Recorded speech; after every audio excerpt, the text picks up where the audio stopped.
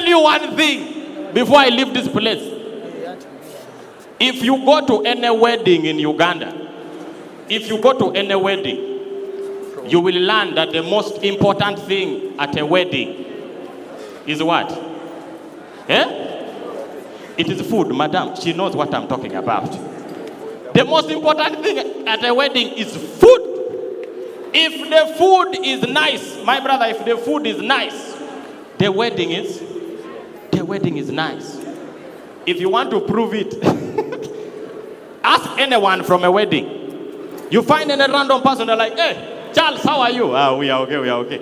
How was Jeremy's wedding? That wedding was nice. He loves his wife. The wedding was organized. The decorations. You can even tell him things that went wrong in the wedding. Now we tent. Wind was blowing the tent. Blowing where? The rice was soft. I don't know who cooked the rice. Those people, they should get married again.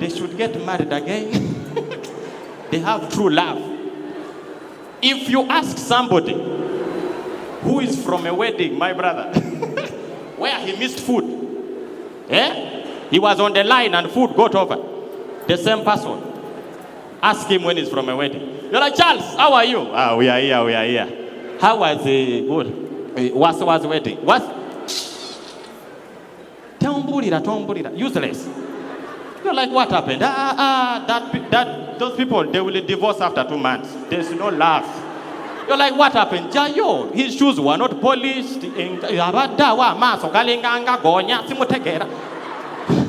They start abusing you because they missed food.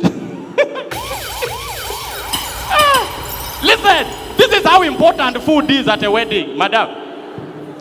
Have you realized when it is time for food, when it is time for food at a wedding, people become active. You know what I'm talking about? When it's time for food, people become very active. When the wedding has just started, they are giving speeches. Simanya Tata Wagondi, the father of the bride, is speaking. My daughter went to Nakasero Primary School. People don't care. Others are outside. Girls are on Snapchat, Simanya, Instagram, hashtag, John and Angela. They don't care. But when it is time for food, people come from nowhere. When the moment the MC comes on stage and says, ladies and gentlemen, it is about that time. The tent from Kampala. Every wedding in Uganda has a tent from Kampala. Whether it is in Kabale, Moroto, there's a tent from Kampala. And it always goes fast. The tent from Kampala will go fast. Aba Kampala Musoke, you go. Abavud the ginger, you will follow. The people of the woman, of the bride will follow. The people of the man will also follow. Then others. There's always a group called others. Others. You will go last. Madam, when people hear it is time for food, out of nowhere, that is the time people start looking for their relatives. Have you noticed? When it's time for food, that's when you hear your father shouting, Hilary! You're like, what's the problem? Come! Where is he? Like, where's your brother? Muganda Wariwa. He's in the toilet. Doing what in the toilet? Tell him to come. You're like, tell him to come. Say, what's the issue? The wedding has started.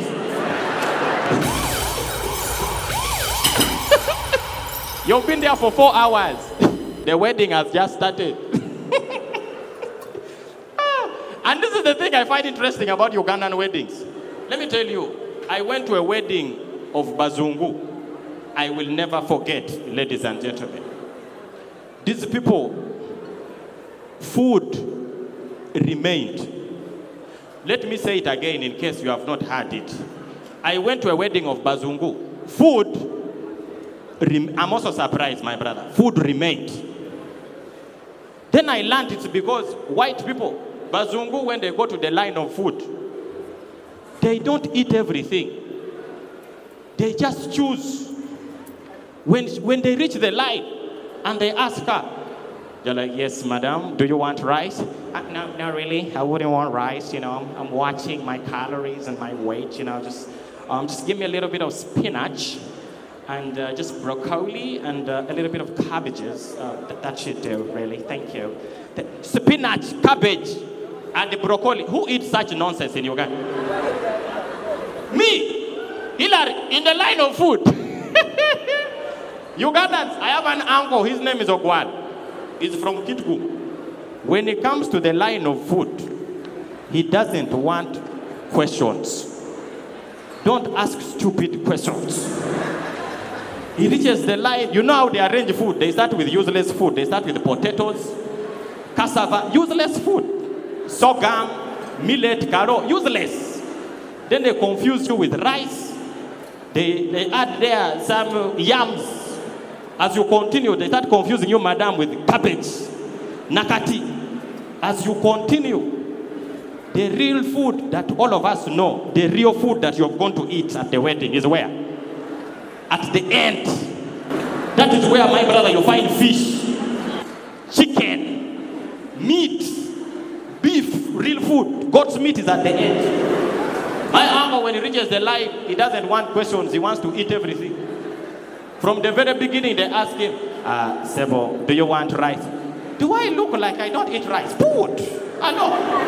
Who said I'm allergic to rice? Put. Yongera. He goes to the next one. They're like, sir, do you want potatoes? Please stop asking. Put. Take a musatu. Put. He goes to the next. Ladies and gentlemen, by the time my uncle reached where there was chicken, he was standing like this. He had the bottle of Nile Special here. He had the Coca-Cola here. He had the mineral water Renzori here. He had Mountain Dew here. In his ears, he had a fork. Here, he had toothpicks. This hand had Minute Maid, Mirinda Fruity, and Mirinda Orange, plus Riham Cola. The hand was finished. This hand was carrying a plate of food. Soup was poured. My uncle looked at the chicken. The chicken looked at him. There was no space on the plate.